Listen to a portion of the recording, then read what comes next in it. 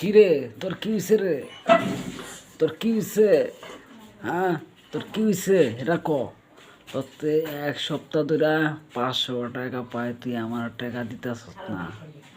হ্যাঁ বেটা, তোর আগে আমি ইন্দুরের গর্তাতে ধরে লইও মনি বেটা।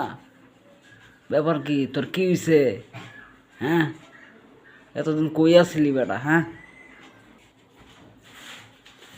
আরে বেটা তুই ইন্দুরের কথা পাবি কে বেটা?